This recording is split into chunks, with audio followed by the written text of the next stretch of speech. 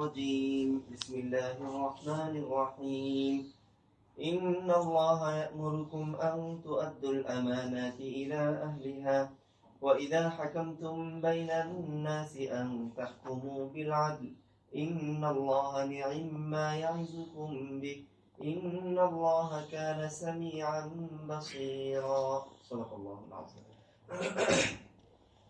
আলহামদুলিল্লাহ, আমরা এক মহৎ উদ্দেশ্যকে সামনে রেখে আজকের মজলিসে আমরা জমায়েত হয়েছি। আমরা সবাই জানি যে আমরা একটা ফাউন্ডেশন করছি। তো ফাউন্ডেশনের নাম দেওয়া হয়েছে হলো তাসকিয়াতুল উম্মাহ। আল্লাহ তাআলা কোরআনে বলেন, কদ আফলাহা মান তাযাক্কা ওয়া যাকারা ইসমা রাব্বিহি ফাসাল্লা। সফল কাম কে? যে ব্যক্তি নিজের আত্মাকে শুদ্ধ করেছে সে হলো সফল কাম। তো তাসকিয়া শব্দের অর্থ হলো আত্মার সংশোধন, আত্মাকে শুদ্ধ করা। মানুষের মন দিল যদি ঠিক হয়ে যায় তাহলে মানুষের সব ঠিক। নবী রাসূলগণ যারা দুনিয়াতে আসছিলেন সবাই মানুষের দিলের উপরে মেহনত করছে, দিলকে পরিবর্তন করার চেষ্টা করছে, দিলকে গায়রুল্লাহ থেকে আল্লাহমুখী করার চেষ্টা করছে। এজন্য আল্লাহ কোরআনে বলছেন যে সফল কাম সে যে নিজেকে সংশোধন করছে। তো তাসকিয়া মানে হলো সংশোধন, আর তাসকিয়াতুল উম্মাহ মানে হলো জাতির সংশোধন।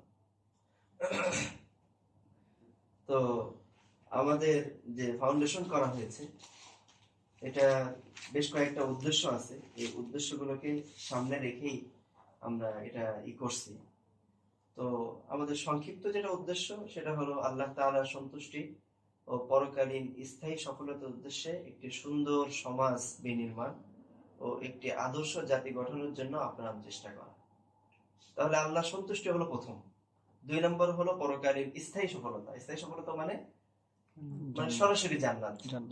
প্রত্যেকটা মুমিন মুসলমান যারা দুনিয়াতে আছে সবাই জান্নাতি হবে, কিন্তু যারা গুনাহ করে তারা দীর্ঘ সময় আযাব ভোগ করে তারপরে, ওইটা স্থায়ী সফলতা হইল না, ওইটা আযাব ভোগ করে তারপরে।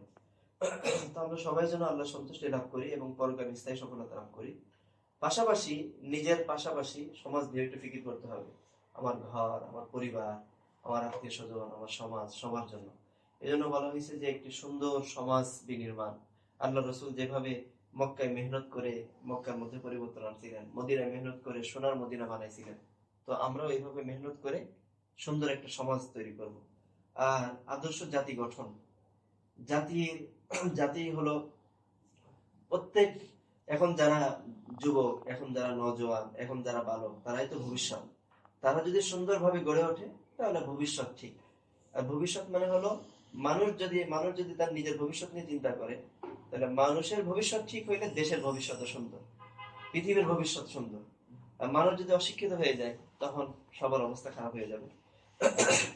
এজন্য মূল কথা হলো আল্লাহ সন্তুষ্টি এবং পরকালীন স্থায়ী সফলতা। এরপর কথা হলো সুন্দর সমাজ গঠন এবং আদর্শ জাতি গঠন। এরপর আমাদের 4টা উদ্যোগ আছে।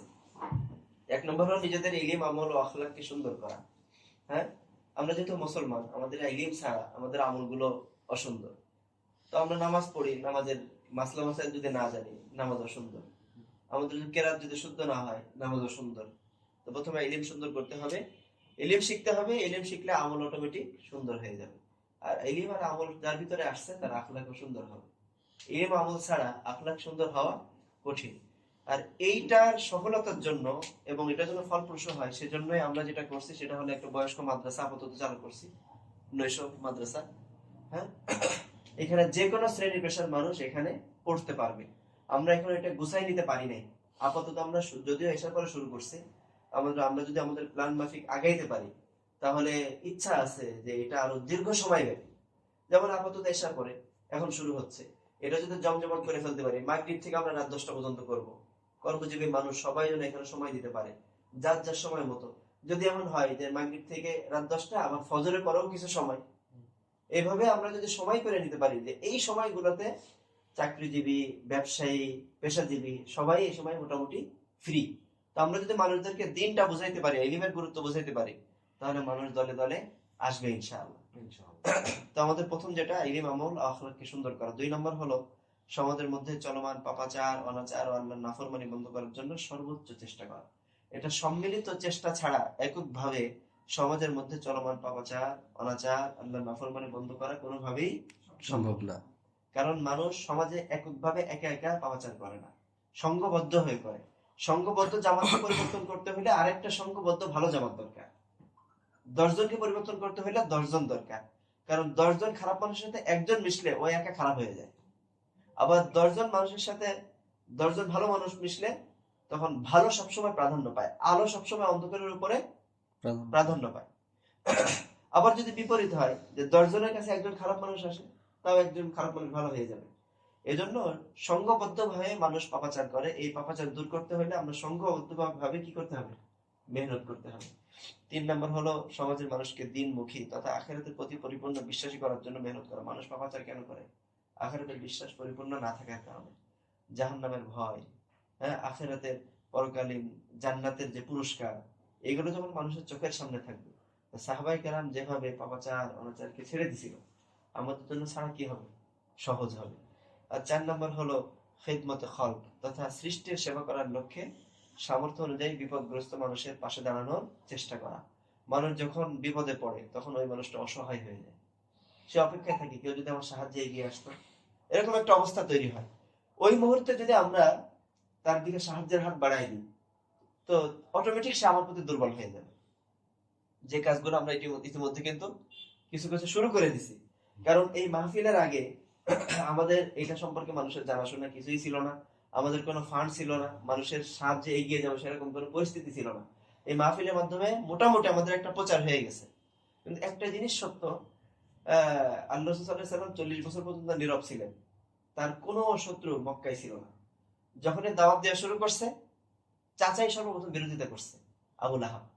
এই চাচার সাথে রাসূলের পরিবারের কেমন সম্পর্ক ছিল আমরা অনেকেই জানি না। আবু লাহাবের 2 সন্তান ছিল, উতবা, শাইবা। নাম কি? রাসূলের আপন বড় 2 মেয়েকে এই উতবার কাছে একটারে, শাইবার কাছে একটারে দিছিল। তাহলে কি পরিমাণ মহব্বতের মানুষ হইলে এক পরিবারের আপন 2 ভাইয়ের কাছে নিজের 2 কন্যাকে বিয়ে দেওয়া যায়?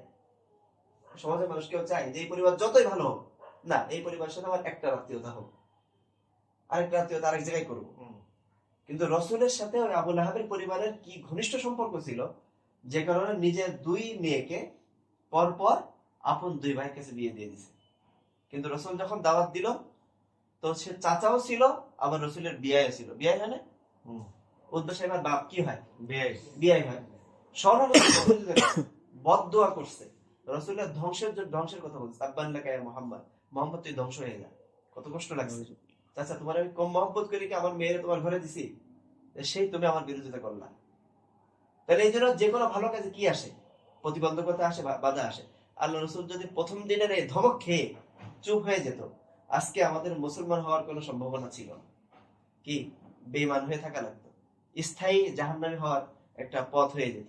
কিন্তু আল্লাহ রাসূল এইগুলো ধমক, হামকি দামকি সবকিছু শোনার পরেও চুপ থাকেন নাই।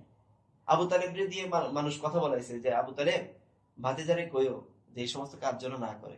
তো রাসূল কি বলছে? এক হাতে চন্দ্র এক হাতে সূর্য যদি এনে দাও, তবুও আমি এই কাজ থেকে কি করবো না, বিরত থাকবো না। এখন আমরা যারা আছি, আমরা সবাই আশা করি আমাদের এই ফাউন্ডেশনের প্রতি কল্যাণকামী, খায়ের খায়, কি বলেন? তাই না? এবং আমরা যে উদ্যোগগুলো নিছি এগুলা ভালো নাকি মন্দ? ভালো, ইনশাআল্লাহ ভালো, অবশ্যই ভালো। তো যেহেতু ভালো, এবং আমি এটা ওলামায়ে কেরাম বিভিন্ন জনের সাথে পরামর্শ করে শুরু করছি, ওই আলেমদের তো এটা আনা সম্ভব না, কিন্তু আলেমদের পরামর্শ করা হয়। যেমন আসুন্নাহ ফাউন্ডেশন কত সুন্দরভাবে চলতেছে। আমরা জানছি এই 21, 22, 23, 24-এ, কিন্তু এটা প্রতিষ্ঠা হয়েছে 17 সালে।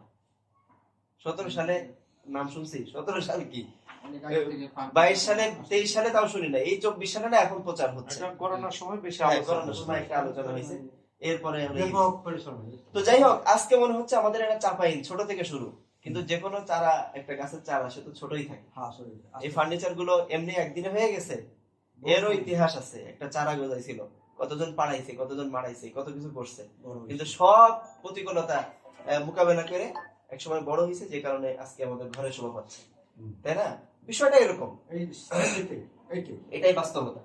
তো যাই হোক, আজকে যেটা আমাদের একটা স্থায়ী কমিটি আমরা করতে চাচ্ছি, তো আমরা একটা নাম একটা তালিকা করছি, কিন্তু আমাদের কমিটিতে সদস্য হওয়ার জন্য কিছু শর্ত সারাই দিয়ে দিছি। প্রত্যেকটা ফাউন্ডেশনের একটা গঠনতন্ত্র থাকে, এই গঠনতন্ত্রের আলোকে ওই ফাউন্ডেশন চলে। আমরা গঠনতন্ত্র এখানে কিছু অলরেডি লিখে ফেলছি, নীতিমালা, উদ্দেশ্য, এগুলো বিস্তারিত। আমি আজকে একটু সময় দিতে হবে। হ্যাঁ, প্রথম দিন তো সবার একটু সময় দিতে হবে। সবার হাতে দেওয়া যাবে না, আছে মাত্র 3টা। ওই যে ওইটা হ্যাঁ, আমি পড়ে শোনাই দিচ্ছি। হ্যাঁ, পড়ে শোনাই দিচ্ছি। তাজকিয়াতুল পরিচিতি, নাম তাজকিয়াতুল উম্মাহ ফাউন্ডেশন।